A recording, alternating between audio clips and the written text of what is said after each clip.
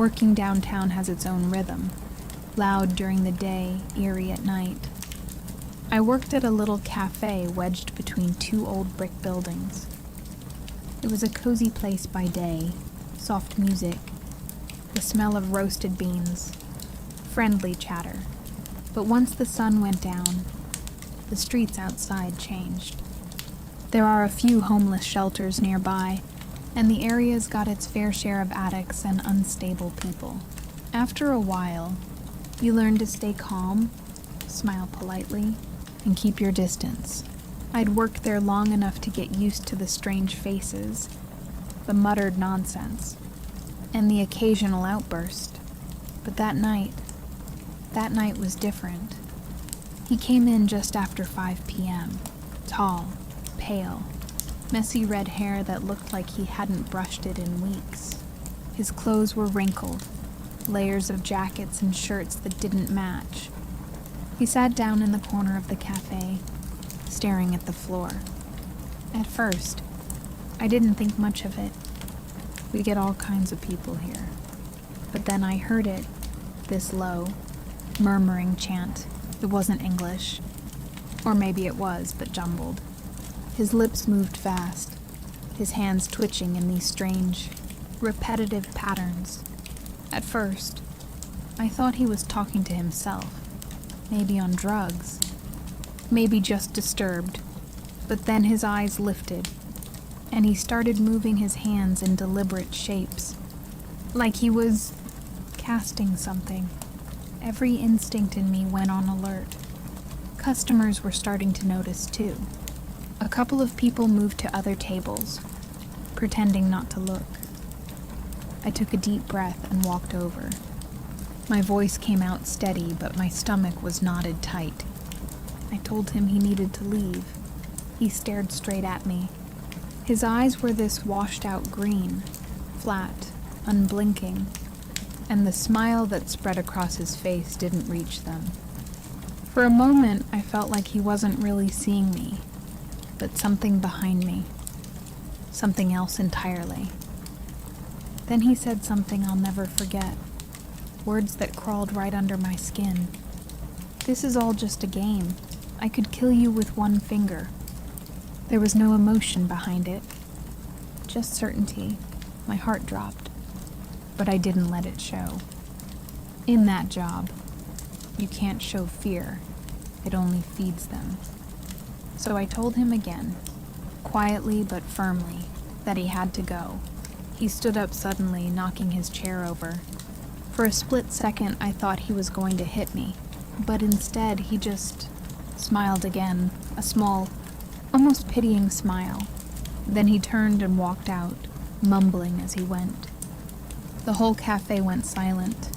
I tried to shake it off. I'd dealt with aggressive people before, threats, yelling, even a few who tried to throw things. You build a wall after a while, and I thought that wall was solid. But that guy's stare, it lingered long after he left. By the time we closed that night, I'd almost convinced myself to forget it. It was late, just before 9 p.m. The winter air outside was sharp and heavy, the kind that bites your skin.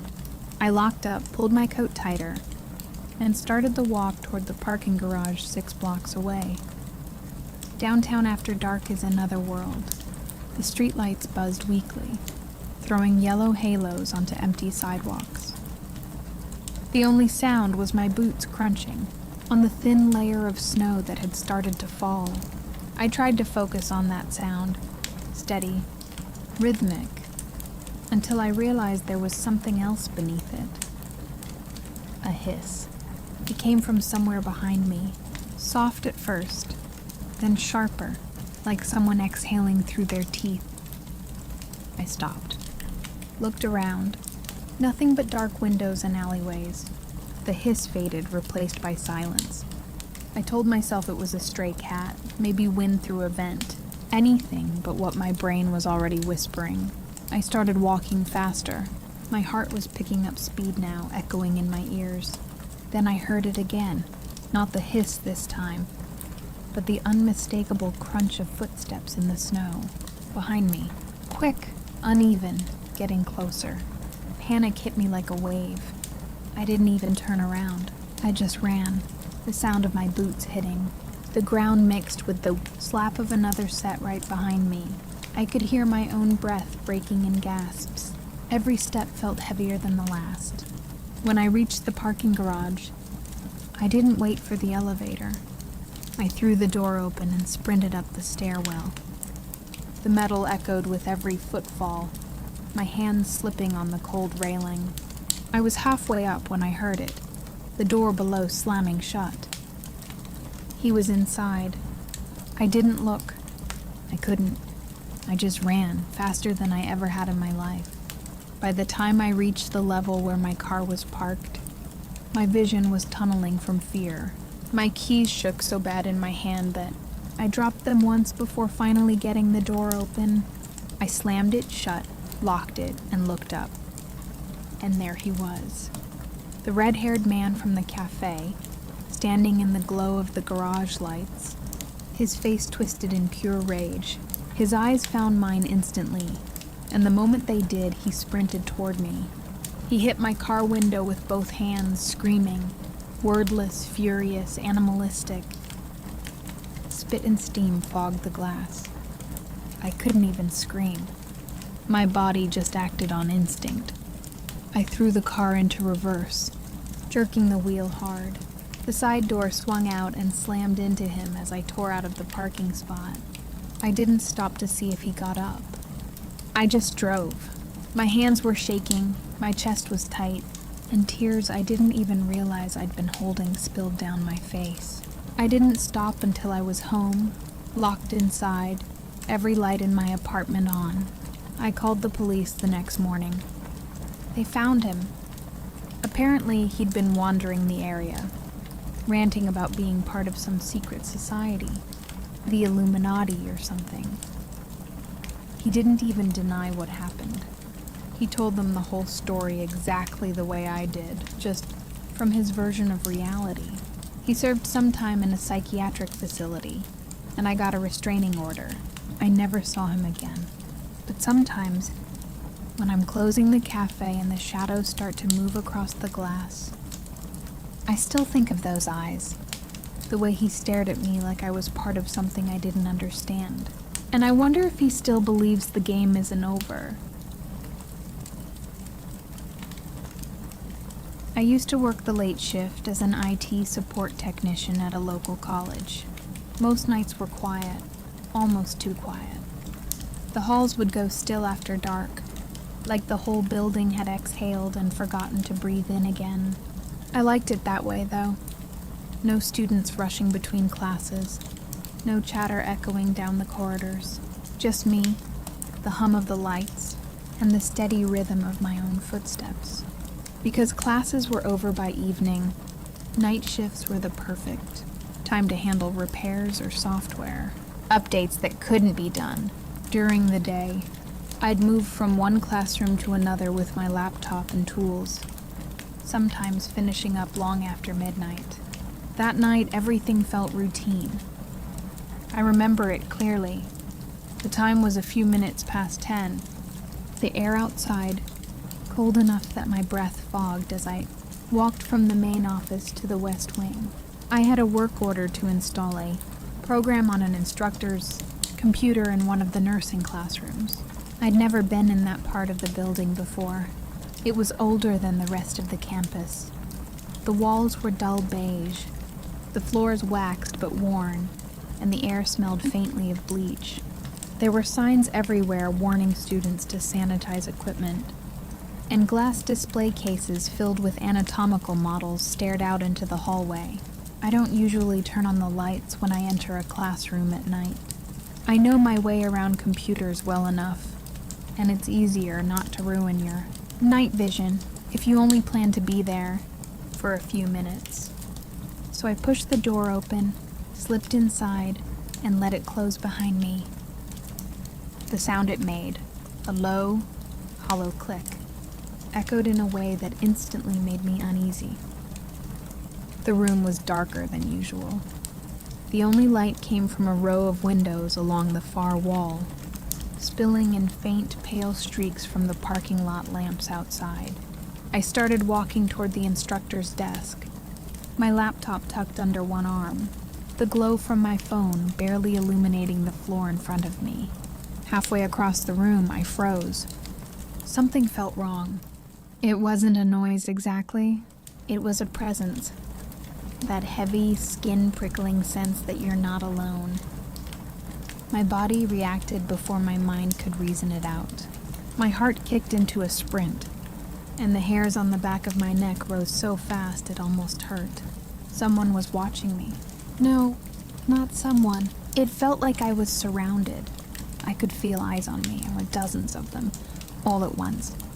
My pulse thundered in my ears. The classroom stretched around me in the dark. Too quiet. Too still. I wanted to call out, but my voice caught somewhere in my throat. For a long moment, I couldn't move. I just stood there, gripping my laptop like a shield, my breath shallow and fast. Then, as my eyes adjusted to the dimness, I began to see shapes, rows of them, along every wall. Pale figures sat upright in narrow beds, thin, rigid silhouettes with heads slightly tilted toward me. I nearly screamed. Every instinct in me said to run, but my feet refused to move. My brain was scrambling for logic, patience. A hospital ward. What the hell is this doing in a college? But none of it made sense. The campus didn't have a medical center, at least not one I knew of. My flashlight slipped from my shaking hand and hit the floor, rolling to a stop near the front of the room. Its beam flickered upward, and for one horrifying second it revealed a face. A woman, or what looked like one, sitting stiffly in bed, her eyes wide, unblinking, lips parted as if caught mid-breath. Her skin was waxy. Her hair was wrong, too shiny, too still. And then the light shifted, and I saw the truth. Every single figure in that room was fake. Plastic dummies, nursing mannequins, posed neatly in hospital beds that lined the entire classroom. I let out a breath I didn't realize I was holding. My knees almost gave out as the fear drained out of me, leaving a jittery, embarrassing kind of relief. I pressed a hand to my chest, laughing quietly, that nervous, trembling kind of laugh that sounds half crazy. I must have looked insane, standing there in the dark, surrounded by motionless bodies, laughing at nothing. But for a few seconds, I really thought they were alive. The way the light from outside hit their glassy eyes made them look like they were watching me. Every head was turned just slightly toward the door, toward me. I forced myself to turn on the overhead lights. The fluorescence flickered, stuttered, then finally buzzed to life. The whole illusion shattered instantly. There they were, 20, maybe more, pale-skinned mannequins, all dressed in faded hospital gowns, tubes and monitors still attached. Their faces were blank now, their eyes just painted glass. But even then, something about them felt off, too human. I finished the installation as fast as I could. My hands shook while typing. Every time I looked up, I swore some of the dummies had shifted slightly, a head tilted differently, a hand that hadn't been hanging over the bed before. I told myself it was my imagination, the shadows playing tricks, but I couldn't shake the unease. When I finally left the room, I didn't look back. The moment the door shut behind me, I felt lighter, like stepping out of deep water and gasping for air.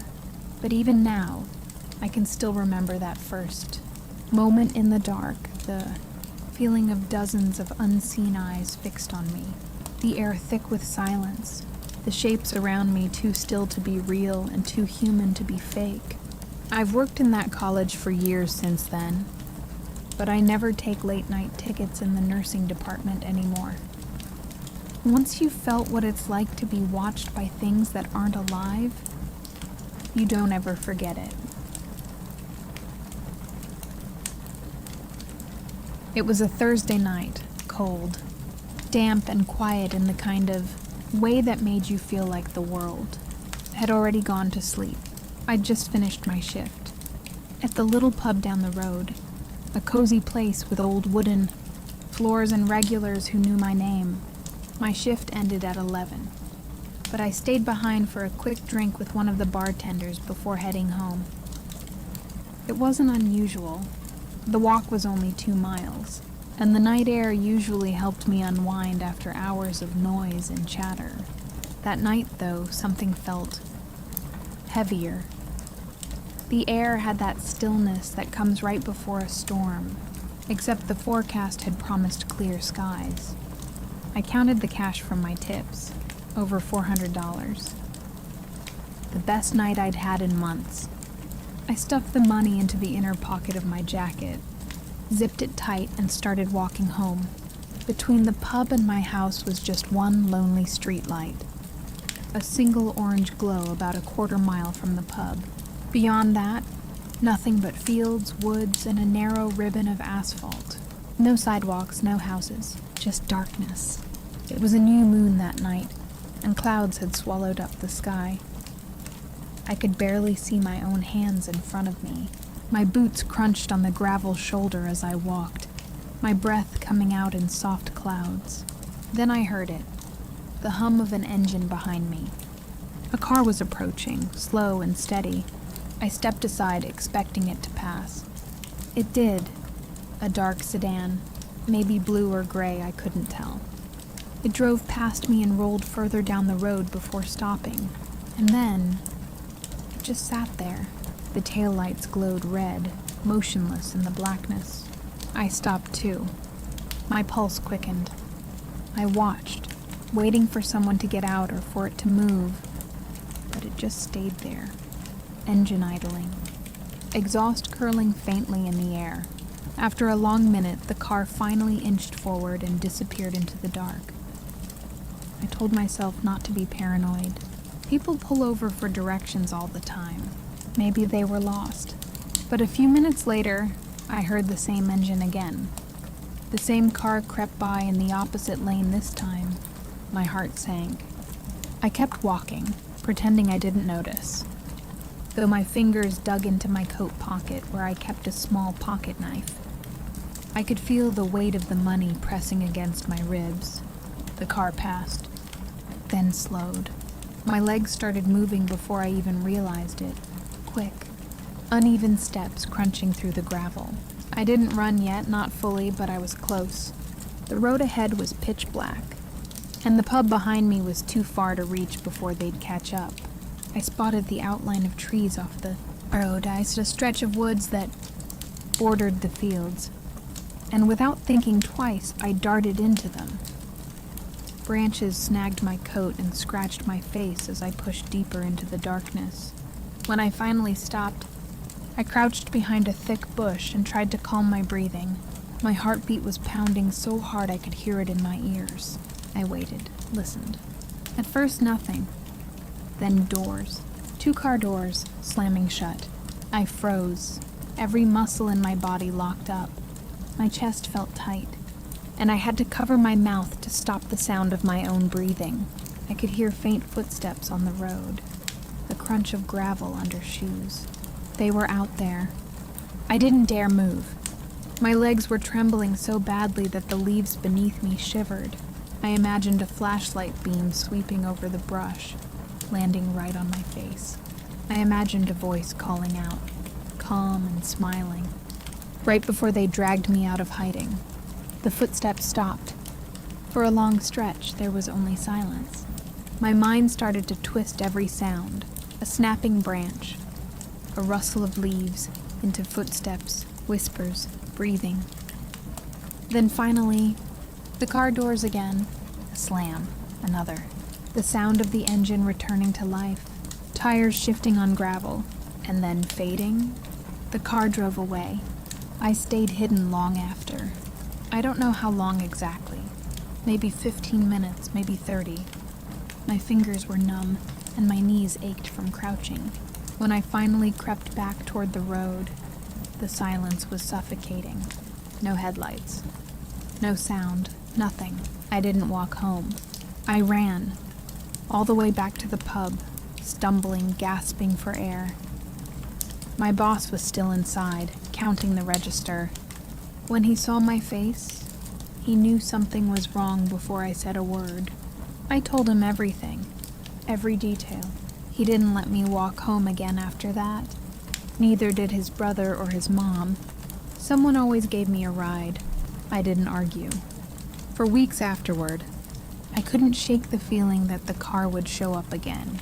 Every time I heard tires on gravel outside my window, my stomach tightened, but it never came back. Still, I've never forgotten the way it felt. That suffocating fear of being watched, hunted, followed in the dark with no one around to help. And sometimes when I'm driving that same road late at night, I see the glow of a single pair of taillights up ahead, slowing, waiting, and for just a second, my heart starts racing all over again.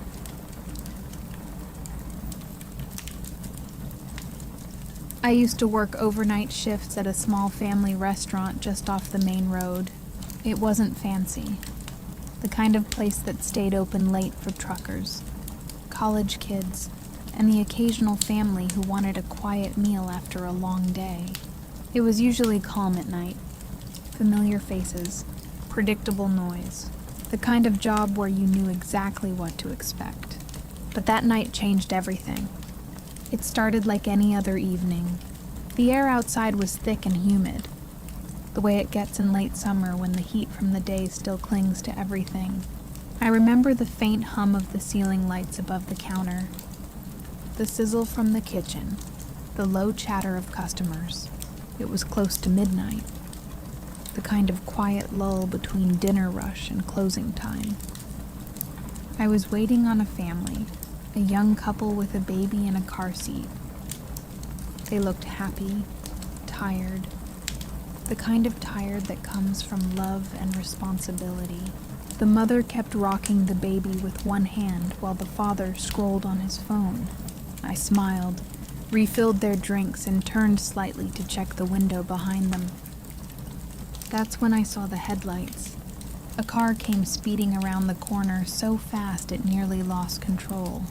The tires screeched against the pavement as it swerved up onto the curb, missing a streetlight by inches. My first thought was that the driver was drunk, maybe someone coming from the bar down the road. Seconds later, flashing red and blue lights painted the walls of the restaurant. A police cruiser. The car had been pulled over right in front of the window. I remember smirking to myself. Idiot, I thought. You kind of deserved that one. But then everything went wrong.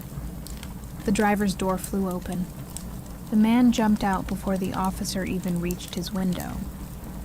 I couldn't hear the words, just the muffled shouts through the glass. Harsh, fast, panicked. Then came the sound that will stay with me for the rest of my life. Gunshots. 3, maybe 4 in rapid succession, each one louder than the last. For a second I couldn't move. The sound seemed to suck all the air out of the room. The baby started crying. Someone in the corner screamed. And in that instant, something inside me snapped into focus. Like my body knew what to do before my mind caught up. I'd been a resident assistant back in college, and part of our training included active shooter response. I hadn't thought about that course in years, but every instruction flooded back like instinct. I yelled for my manager to call 911, though he was already frozen, white as a ghost. I grabbed the couple and told them to move, ushering them toward the back corner where a thick brick wall separated the dining room from the kitchen. The mother clutched her baby close, trembling. I could feel her heart pounding through her hand when I guided her down behind a booth. Outside, another gunshot cracked through the night. I ran to the entrance and saw 2 teens in the parking lot, probably there to meet friends. They were standing there wide-eyed, staring toward the flashing lights. I yanked the door open, shouted for them to get inside, and locked it the second they crossed the threshold. The restaurant went silent, except for the baby's soft crying and the faint hiss from the fryer in the kitchen. I crouched near the door, my hands shaking so badly I could barely grip the deadbolt. The air outside flickered red and blue through the window, but I didn't dare look. I didn't know if the shooter was still out there, if he could see me through the glass, if the next sound I'd hear would be another gunshot or the shatter of our front window. Time slowed down. Every second felt like a minute. I kept thinking about the officer, the one who'd walked up to that car so calmly, the one who didn't have a chance to react. I'd seen his face for a split second before it all happened.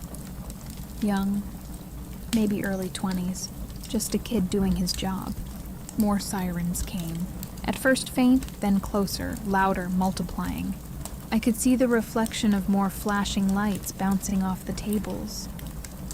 My hands were numb. My throat was dry. I remember thinking how strange it was that the world could feel so still, while chaos unfolded just feet away. And then silence. The gunfire stopped. The shouting faded. I couldn't tell if that was good or bad. After what felt like forever, there was a knock at the door, 3 sharp bangs that made everyone inside jump. A voice shouted something, but I couldn't make out the words. It wasn't until I saw more uniformed officers through the glass that I unlocked it, just enough to let them in. They moved fast, sweeping the restaurant, checking corners, asking brief questions before rushing back out. One of them looked barely older than me, and his hands were shaking. I learned later that the first officer had been shot, hit multiple times but miraculously alive. The shooter had gone down too, shot by his partner. Both had been rushed to the hospital just a few blocks away. When they finally said it was safe to go outside, I remember stepping through the door and seeing the flashing lights reflecting off the puddles in the parking lot. The air smelled like gunpowder and burnt rubber. There was a strange, metallic tang in the back of my throat. Fear, adrenaline, or both. They let us go home after giving our statements. I walked through my front door at dawn, still in my uniform, still shaking. I took a shower that lasted an hour, but no amount of hot water could wash the images from my mind. The next night, when I came back to work, everything looked normal again. The tables were set. The kitchen was loud. The lights were bright.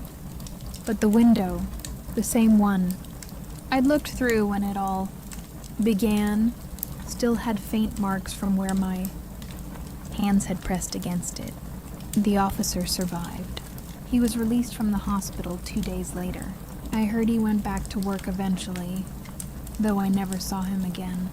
The shooter didn't make it, and his passenger, whoever they were, ended up charged with attempted murder.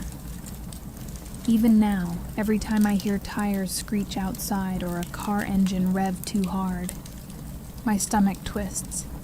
I can still feel that fear, raw and paralyzing. That night changed how I see everything, how fragile safety really is. It reminded me that danger doesn't always announce itself. Sometimes it just barrels around the corner, right when you think you're safe behind the glass.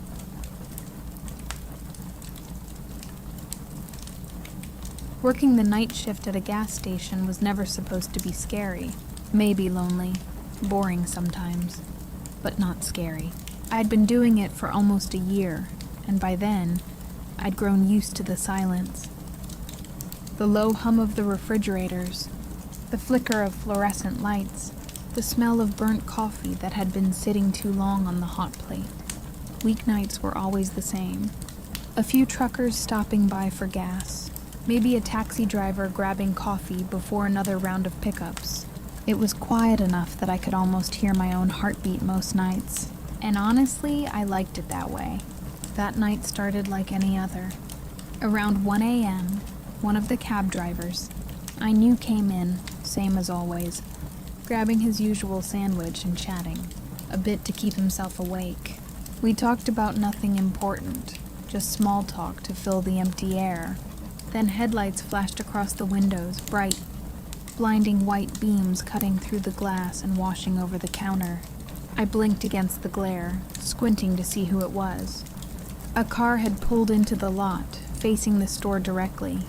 The driver left the headlights on high beam, the kind that make everything else disappear. The light stayed there, flooding the entire storefront for minutes. At first I figured the guy just forgot his brights were on. It happens, but the longer it stayed that way, the stranger it felt. 5 minutes passed, then 6. Still no one got out. The cab driver noticed it too. We both went quiet for a bit, trying to act normal while the light kept pouring in, making everything inside look overexposed and off. Finally, the driver's door opened. The man who stepped out didn't look right. Even from inside, through the glare, I could tell something was off. His movements were jerky, unsteady, like his body couldn't quite keep up with itself. He walked toward the door, his head twitching slightly, eyes darting around like he was trying to keep track of invisible things. When he came in, I felt my stomach twist. His eyes were wide, unnaturally wide, like he hadn't blinked in minutes. His clothes were wrinkled, his hair a mess, and there was a strange jittery energy about him, the kind that makes every instinct in you scream something's wrong. He didn't say a word, just stood near the counter, pacing in small circles, before walking up to the coffee machine. His hands trembled as he poured, spilling half of it onto the counter. I smiled. I always did. I was only 5'2", not exactly intimidating, and I tried to be polite to everyone who came in, no matter how strange they seemed. But this man didn't respond to me at all. He just stared. Not the kind of casual glance people give when they're bored. This was intense, focused, like he was studying me. His pupils didn't seem to move, didn't even follow the cup when he picked it up. They just stayed locked on me. When he finally came to the register, I could feel my hands shaking slightly. I tried to keep my voice calm, asked if he needed anything else, but he stayed silent, just paid, still staring. The way he looked at me, it didn't feel like a person looking at another person. It felt like prey being studied. The cab driver, who was still inside, must have picked up on the tension. He didn't say anything right away, but he lingered near the counter, pretending to scroll through his phone. The man finally left the counter and began pacing around the aisles, pretending to look at things, though I noticed his head would always tilt slightly, just enough for one eye to stay fixed on me. Minutes stretched. 10, 15, 30. He didn't leave. My heart wouldn't calm down. The clock ticked louder than usual. I kept glancing at the door, praying for another customer, someone to break the eerie stillness. The cab driver eventually leaned in closer, subtle, his tone low enough that I barely heard him. He said he'd hang around for a bit, just in case. Something in his voice told me he felt it too, that wrongness you can't quite explain. And I was grateful for that, because as the minutes dragged on, the man's presence got even more unsettling. He'd walk to the back of the store, then suddenly appear near the front counter again. No sound of footsteps in between. Sometimes he'd just stand near the window, staring out, but his reflection showed his eyes, and they were still on me. I tried to focus on cleaning up, pretending not to notice, but every movement felt heavy. Every time I turned my back, my skin prickled, like his gaze was burning holes through me.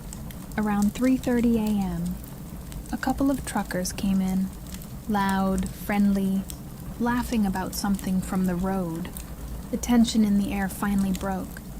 I felt my lungs release a breath I didn't realize I'd been holding. And that's when the man left. He didn't buy anything else. Didn't say a word.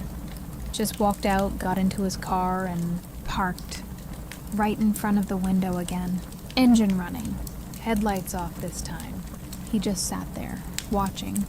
The truckers stayed for a while, chatting, buying snacks, completely unaware of the way my eyes kept flicking toward that car. The moment they left, my stomach sank again. I could see him clearly through the glass now, his face pale in the dashboard light. He wasn't even pretending to look anywhere else. When my shift finally ended at 5, the cab driver came back, like he'd promised. I didn't even have to explain. He already knew from the look on my face. I locked up quickly, grabbed my bag, and rushed to his taxi. As soon as I closed the door, relief flooded me.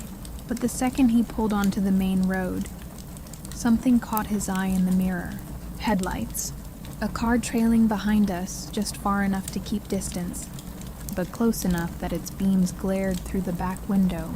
It followed us for miles. Every turn we made, every street, it stayed right there. The cab driver didn't say anything for a while, but I could see his jaw tighten. When he finally dropped me at my house, he waited until I was safely inside before driving off. The next morning, he told me that the same car had followed him after dropping me off, high beams flashing the whole way until it turned off into the darkness. I never saw that man again after that night, but for weeks, every time I worked, I'd glance out at the parking lot expecting to see those headlights again. I started double-checking the locks, keeping the phone beside me, sometimes even after all this time.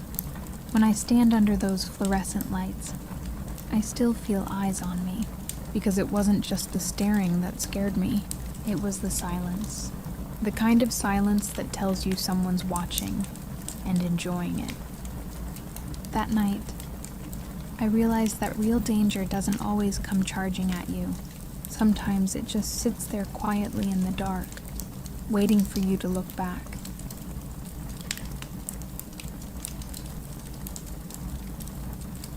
I used to work night shifts as a security guard at the port, the kind of job where silence is louder than any noise. Most nights were painfully uneventful, just the hum of the distant sea and the faint buzz of the floodlights. Still, the quiet was better than what came later. The port itself stretched for nearly 2 miles. Dark warehouses, empty docks, and the occasional echo of waves hitting metal. During the day, it was alive with movement.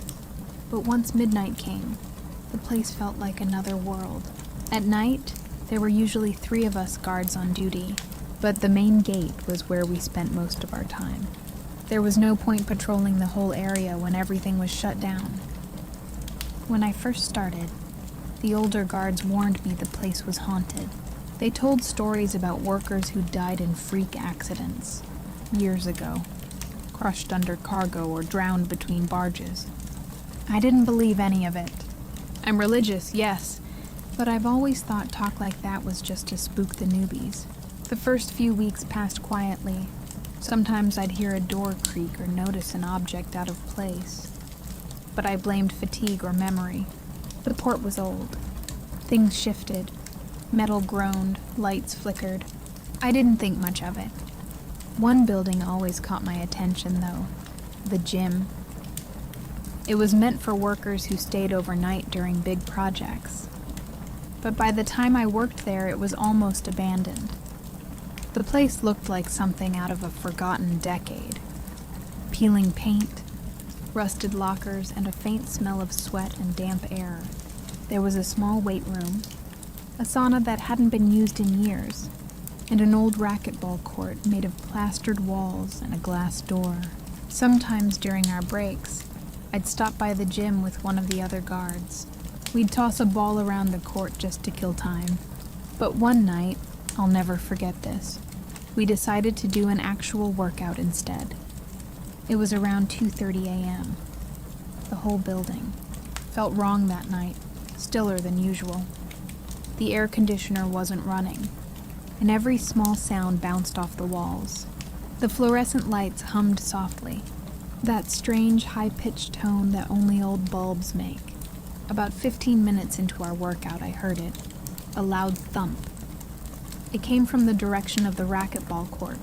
At first, I thought maybe something fell, so I ignored it. But then it came again, louder, sharper. Thump. I froze mid-rep, trying to listen. Nothing. Then again, thump, thump. It sounded rhythmic, like someone throwing something hard against a wall. My partner tried to laugh it off, but I could see it in his face. He was uneasy too. We both knew the air conditioning was off, and there was no one else in the building. After the third or fourth hit, I couldn't ignore it anymore. It wasn't random. It was deliberate. Something was playing. We walked toward the racquetball court, our flashlights cutting through the pale glow of the overhead lights. The corridor was narrow, echoing every step. As we got closer, the thump stopped completely. Just silence, the kind that presses on your chest. When we reached the glass door, I aimed my flashlight through it. And I swear I'll never forget what I saw. One of the racquetballs, bright red, was rolling slowly across the floor. No one was inside. No movement, no breeze, no explanation. Just that ball gliding on its own. Until it came to a stop right at the center of the court. I couldn't breathe. My hands were shaking so badly that the light jittered across the walls. My throat felt tight, like if I spoke, something would hear me. And then, thump, the sound came again. Only this time it came from the inside of the court. The ball wasn't moving anymore, but the sound kept echoing off the walls like invisible hands were still playing. I took a step back, heart pounding so hard it hurt. The air grew heavy, almost thick. I could feel the pressure in my ears. The silence after each thump was worse than the sound itself. It was like the building was listening to us. I don't remember when we started running. Maybe after the last sound. Maybe after I saw a shadow move across the far wall of the court, darker than anything else in that room. It wasn't a reflection, and it wasn't human. It was something else. By the time we got outside, I was shaking so hard I could barely speak. My uniform was soaked in sweat even though the air was cold. I kept replaying the image of that ball rolling, as if something unseen had tossed it just to show it could. Later that night, I tried convincing myself there was an explanation. Maybe vibration, maybe air pressure, maybe just exhaustion. But every time I thought about the way it moved, I knew it wasn't mechanical. It felt aware. I didn't last long after that. Every night afterward, the gym felt like it was watching me. The lights in that building would flicker even when I passed by from outside. Sometimes I'd see faint movement through the glass, like someone pacing back and forth. In that same court, waiting for another game, I eventually quit the job. But even now, when I drive near that port, I avoid looking toward the gym. I still hear that faint echo sometimes, that thump of a ball against a wall, repeating somewhere in the distance. I don't know what was inside that racquetball court, and I don't want to. But whatever it wasn't finished playing.